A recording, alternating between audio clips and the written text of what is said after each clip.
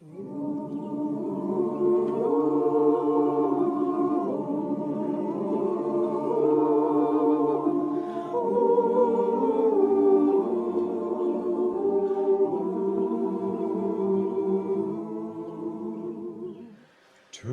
death I'm a stranger, poor youth that I am.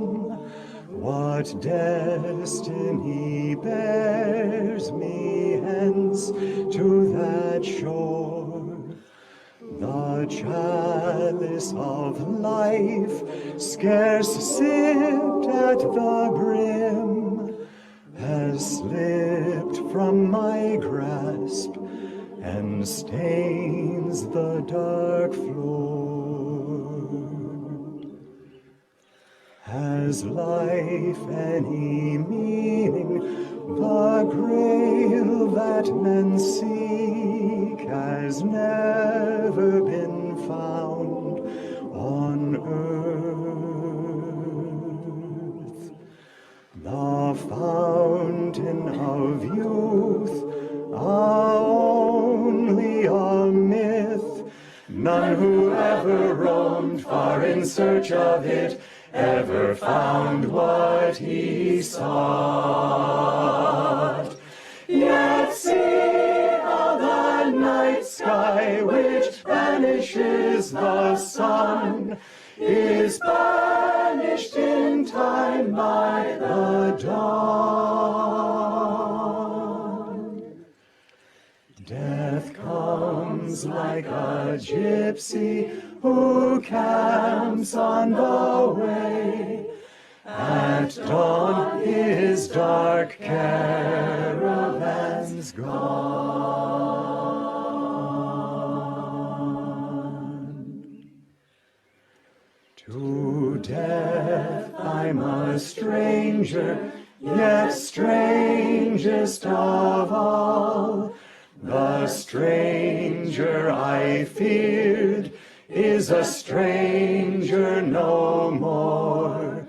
Can shadows strike feared that hides from the sun? In death there is peace. On God's infinite shore. Yet see how the night sky, which banishes the sun, is banished in time by the dawn. Death comes like a gypsy who camps on the way. At dawn his dark caravans gone.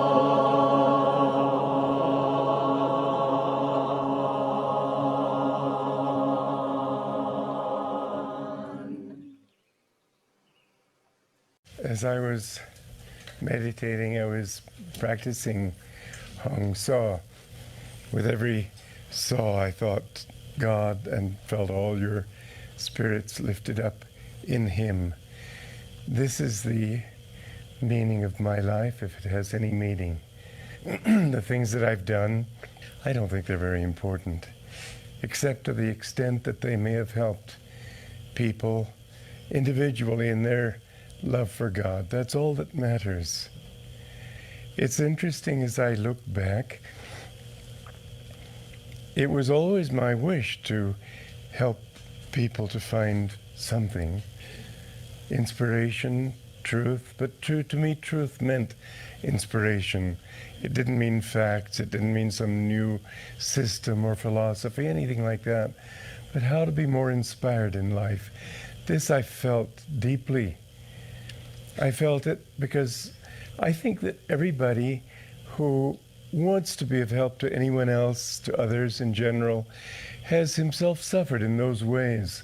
So that I think people who become doctors have had physical suffering in the past, in past lives or whatever. And because of that, they feel a compassion for people's illnesses.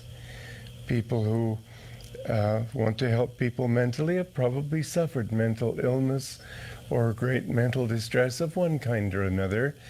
And I know that my greatest suffering was always spiritual.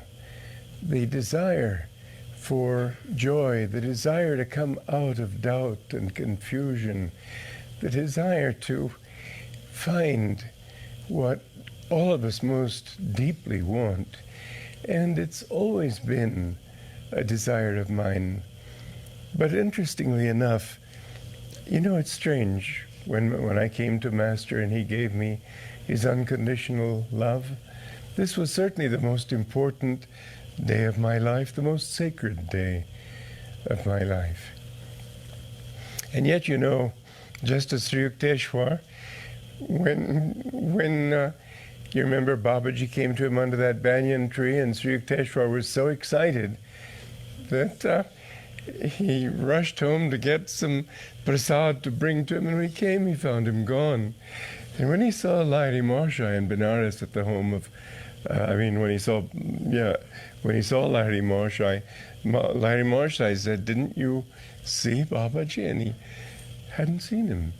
And Babaji said, "You must meditate more deeply. You weren't able to see me behind the sunbeams." Babaji's body is not like ours. But interestingly, Sri Yukteswar was a bit hurt. He didn't want to even talk to him. And he said, "Why did you leave me when I went to get you some prasad?" Babaji said, I was fairly extinguished in the ether by your restlessness."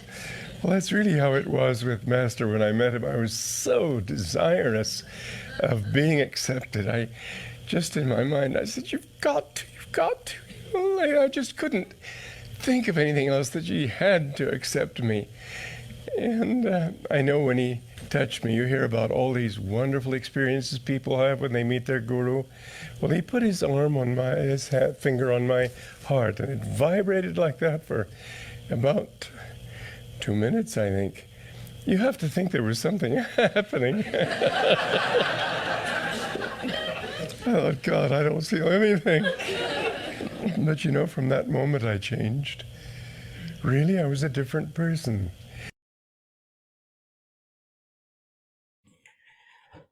Good morning again, friends. It was Swamiji's spiritual anniversary on the 12th of this month, the day that he was drawn to Master and he gave his life to his guru. It was such an important day for all of us because we were drawn by Master to Swamiji. And to Swamiji introduced us to our guru, his teachings, his techniques, his way of life, the communities, each other, our Guru Bhais, to our centers, wherever we are going for inspiration, and through Swamiji's books and his music and his live presence. Through him as a direct disciple of Master, traveling around the world, teaching maybe millions of people, our contact with him now in meditation and prayer and his inner guidance, Master used Swamiji to bring us to him and ultimately to God and to self-realization. Swami Kriyananda was and is the channel for us to Master. And it's a thought to have in your mind, what if Swamiji never was born? What if he never read Autobiography of a Yogi? What if he never met Master? And what if he didn't take us in as students, as seekers? What if he didn't guide us? Where would our spiritual life be? And Master, it seems it was destined that Master brought Swamiji and all of us together so that he could help us in our search for God and bring us to Master and make Master real, make him a reality for us. He taught us who Master was, who all of our gurus were, what their lives were like, what were their teachings, their practices. Swamiji taught us through the new path what it was like to live with Master, what he was like, all the various aspects of who he was, and surely in his discipline, but also in the love that he poured into the disciples, and the hope that he gave them, the encouragement, the upliftment, the humor that Master had. Through Swamiji, we understood who Master was. Otherwise, he was a picture or a voice or a Murti.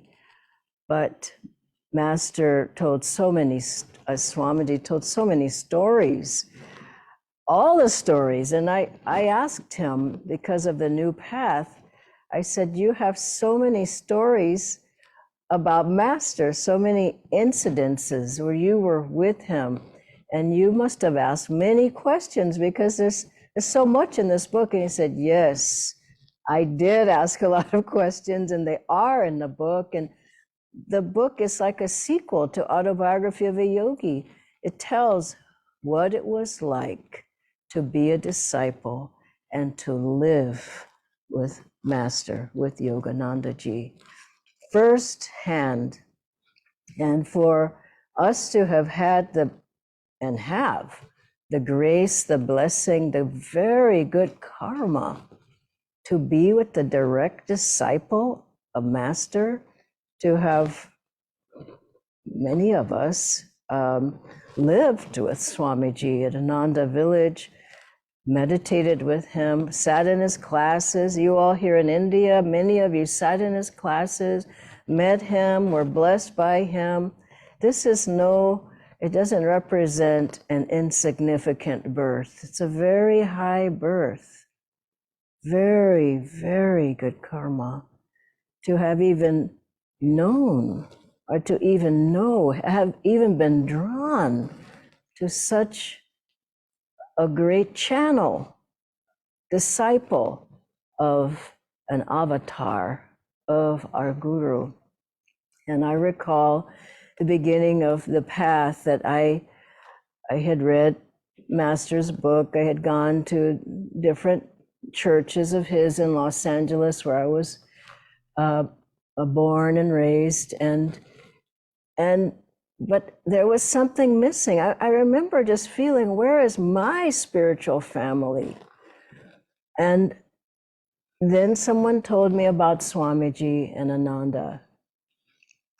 And I went there and I said to Swamiji, soon after I met him, well, first of all, he said to me, his first words, "This is your home." And I felt at home. And he said, you should think about living here. And then I went to Swamiji sometime after, and I said, Swamiji, I feel Master has sent me to you to understand the path, the teachings, the technique, and for spiritual guidance. And Swamiji said, fine. And I think for all of us, we have to realize it was Master who sent us to Swamiji to receive everything that we could hold, because Swamiji didn't hold anything back. He gave everything that he could, and on all his talks, and the music and the chants and the communities and the centers and the meditation groups, and traveling around the world, and the wonderful times of just everyday life with him. I believe that's how it was on many levels with Master. He would take us out, he would go for a walk, or we'd go shopping, or we watch a film, or he made it real. The spiritual life is real. It's not a part of your life, and then 90% you do whatever you want. He brought the teachings into everyday life. And more than anything, Swamiji was an example of it living. It was a living, breathing, walking, joyful example of a disciple. And Master trained Swamiji, and Swamiji trained and is training us to give our all, to be positive, to be uplifted, to be inspired, to go all the way to the end, to have hope, to be encouraged, to help other people, to serve, to find ways to serve, to find ways to just show kindness and love, and to be dedicated, to go all the way, to have bhakti, devotion, to do the practices properly, to put your energy into energization, to really focus in Hong Sa and listen in Om and do your Kriyas right. And he was always cheering for us, and still is. Go for it. You can do it. You can change yourself. You can reach self-realization. And no one else in my whole life ever gave me the encouragement like Swamiji on any level about anything. But Swamiji still, you can hear him through the ether cheering you on to meditate, to serve, to be joyful, to be happy, his voice rings through the ether and is uplifting us. And I asked Swamiji once, will you still be able to help us once you're not here in the body anymore? And this was in a big satsang, and he gave a very interesting answer. He didn't say yes, and he didn't say no. He said, I really hope so. And I had to meditate on that, and I realized what he meant was, of course, I'll be there, but I hope you will be there too. And I think at this time of honoring Swamiji's meeting with Master, he was 22 years old, and he came across America from the east to the west coast and said to Master, as in that beautiful talk, you can feel the devotion. And he said to Master, I want to be your disciple. And he said to us different times, he said, as I was kneeling there, I was saying, you must take me. And that was from past lives. He knew that was his teacher, his guru. And in our hearts, we should have that same fervor with Master. You must reveal God. Swamiji, you must help me. You must guide me. And as we do, you feel their vibrations, like that song, to death, I'm a stranger. They didn't die. They dropped the body, went into another realm. And that realm is more powerful, more vibrant, more full of God. And through that realm, they're reaching through the ether and saying, come with me. And Swamiji's very, very, very good karma of being free, Master told him. Swamiji asked him at the age of 22, he said, Master, will I be free in this lifetime? And Master said, yes, but don't think about it. And I think Swamiji, his good karma is lifting us up. Master's, of course, he's lifting everybody up, but Swamiji too has his hand reaching to us, pulling us, pulling us, pulling us. And we have to hold our hands up and do the practices and live the teachings and breathe them and know that our link with this great line of masters and with Swamiji, it's a very, let me put it this way, it's a very rare birth. When you are in that position, Master, Swamiji and us as Master's disciples next in line, and Swamiji's children. Let them lift you in this very special time, and never, ever cut the link between you and Swamiji and Master and all of our gurus. That is the link, the connection that will bring us to God. God bless you all.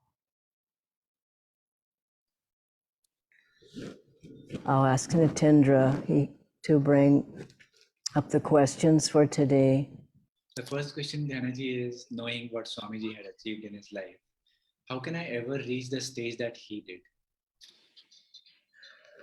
I would say start where you are. Don't compare yourself and keep moving on the path. I think where most people go wrong is they go a short way and they go somewhere else.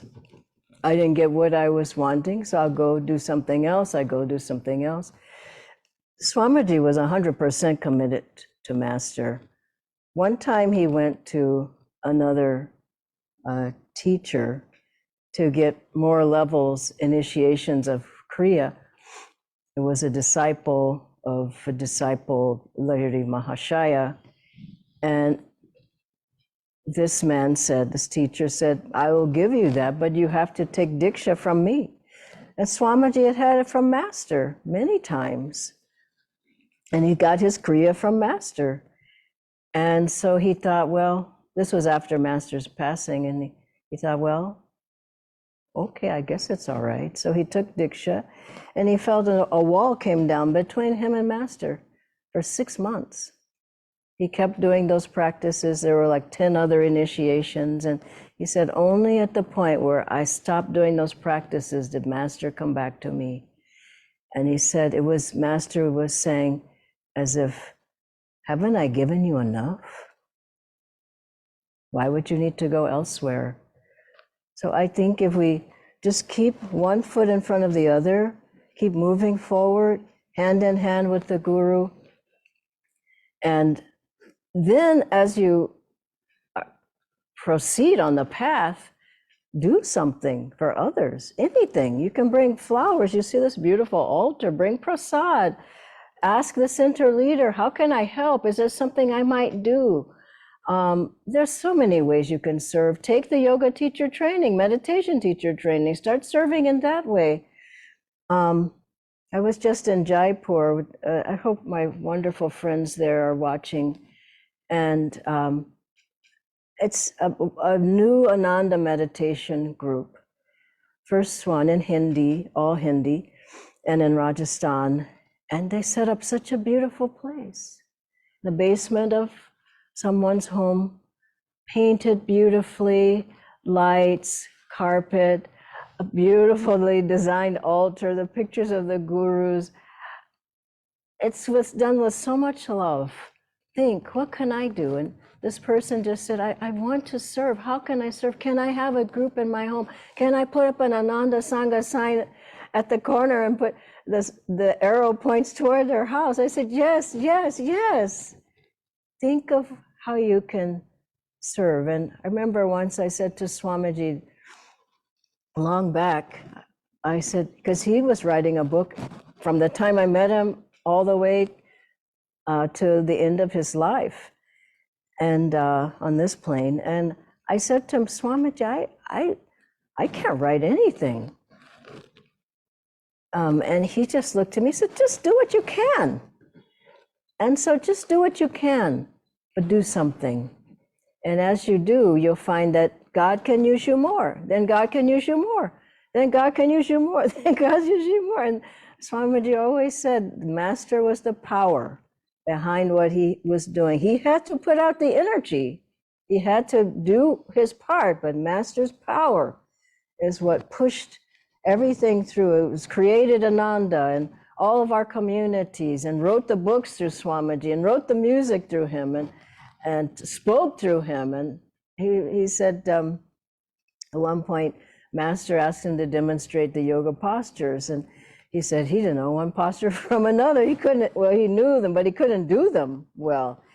So, but he said, every time Master told me to do them, I did them perfectly. And he said he realized it was Master's power who worked through him to do them perfectly. And he became known as the expert at the yoga postures there in the monastery. But if we open ourselves, that's what I found too. Who am I? Who are you? But God is everything, and God can work through you. Thank you, Dhyanaji. We have a live question, Dhyanaji. Mm-hmm. What do you remember most fondly about Swamiji? Well, I have to say, Nitendra, I think we're going to go over the time today. I can say a lot, but I'll try to abbreviate it. There's so many things about Swamiji, but I think the most wonderful quality I remember was his always thinking about you. Like when you were in his presence, it never was about him. It was always about the other person. And if someone was having a hard time, he just put his aura around them. If you were having a hard time, even if you didn't say anything, he was holding you steady. Like a parent who a child is ill, the parent's right there and helping them. Swamiji was our father. And I remember one time when I was really, really going through a hard time in my life, I felt like I was at rock bottom, and how was I going to get up from there? But I went to America. Well, first of all, Swamiji said, just don't worry about it. And he blessed me. He said, just go back. This was the very beginning. I was just beginning to live in India. He said, go back and pack your things and come back here. And so I went back, and I was on the phone with my friends here. It was, those of you remember, it was Nirmala and Leela. They lived in Swamiji's house. So they were saying, oh, how are you doing? I said, well, it's not going so well, but I'm still trying this. Oh, I don't. So then they said, oh, Swamiji just walked into the kitchen. I said, don't give him the phone. I said, don't do it, because they lived in his house. And suddenly, hello, Dhyana. It was Swamiji. I was so embarrassed. And then he said, well, how are you? And I said, well, I didn't really know what to say, but I didn't want to lie. I said, well, Swamiji, I'm not doing all that well, but I'm okay. And then he said, well, what are you doing there? So I said, well, I tried to think of something. I said, well, Swamiji, I'm trying to reread some of your books to keep inspired. He said, well, which ones are you reading? And I said, well, I'm reading The New Path, and this. He says, what did you like about The New Path? And I said, well, I like the chapter on when you met Master. He says, what did you like about that chapter? And I said, well, every question I'm getting up more and more up. I said, well, I like when you asked Master this. He said, what did you like about that question? He kept me on the phone for 15 minutes about his books. What did I like about it? And by the time at the end, I was just completely fine. He says, okay, bye-bye. I hung up the phone. That's who he was. Just always, how can I help you?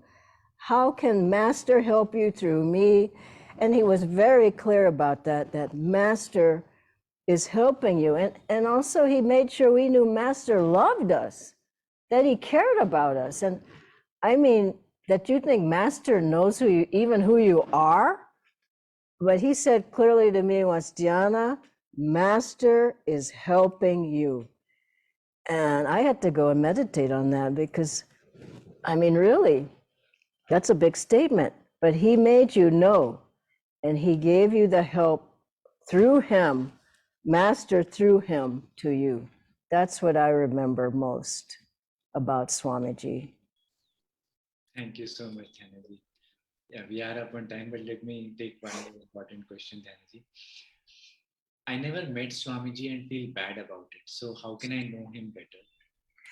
I know somebody's asked Swamiji they had the same question, but it was about Master. And they said, how come we didn't meet Master? You had a chance to meet Master, but we didn't meet Master.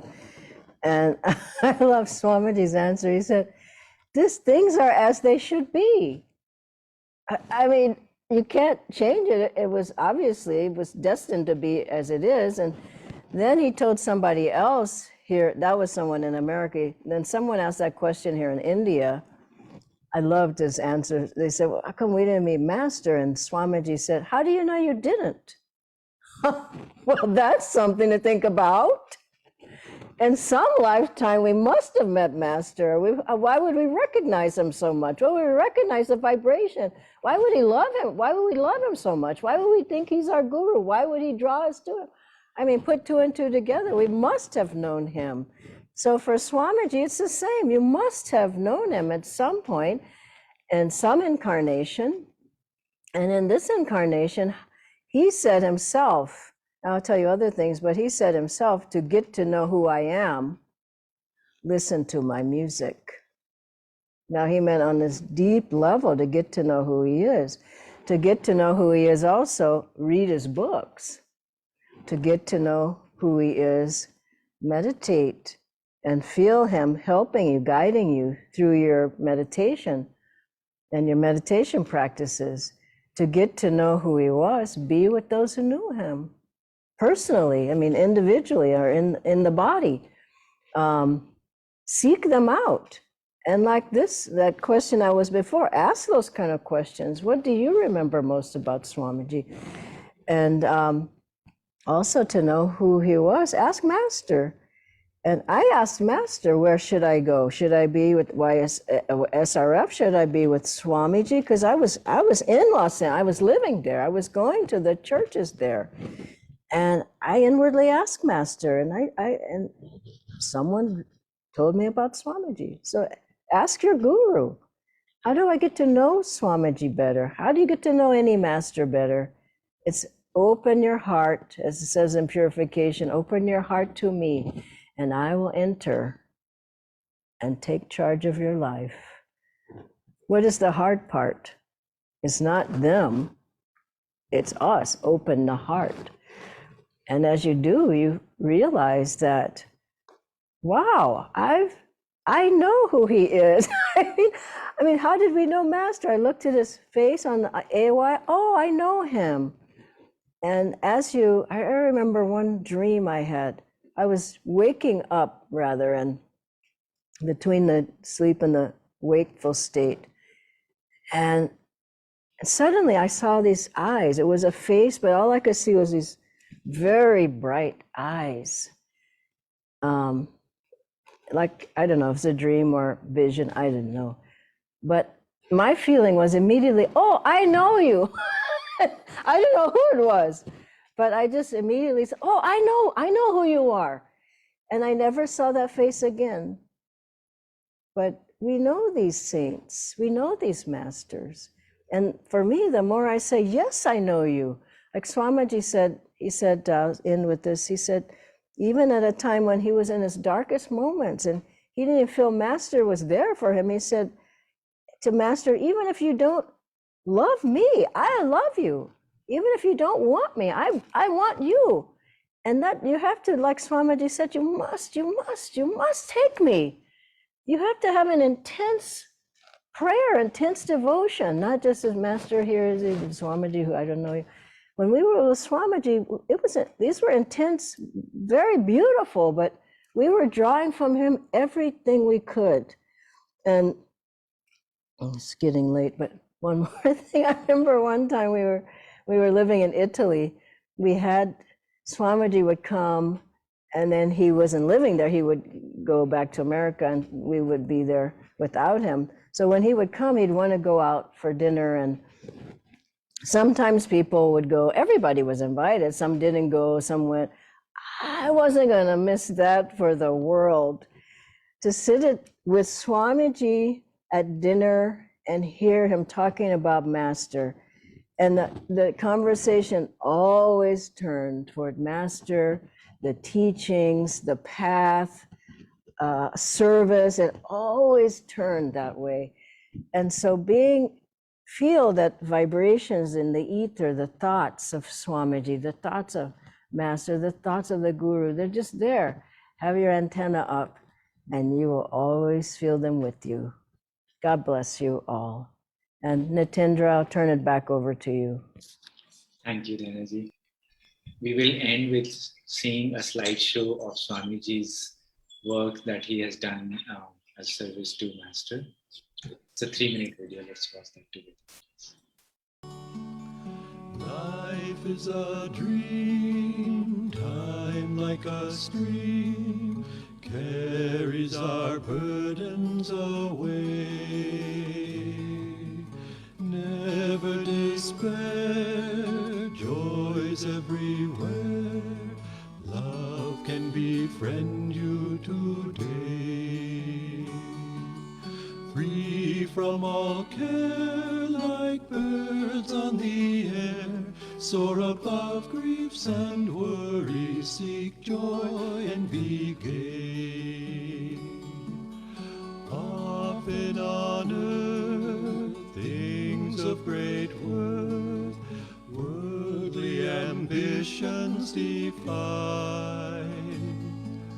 Sometimes a friend helps us ascend up from life's cares to the sky. Love is a star, though shining afar, it can guide us and help us toward light to draw nigh. Life is a dream, time like a stream, carries our burdens away. Never despair, joys everywhere, love can befriend you today. Free from all care, like birds on the air, soar above griefs and worries, seek joy and be gay. Often on earth, things of great worth, worldly ambitions defy. Sometimes a friend helps us ascend up from life's cares to the sky. Love is a star, though shining afar, it can guide us and help us toward light to draw nigh. Love is a star, though shining afar, it can guide us and help us toward light to draw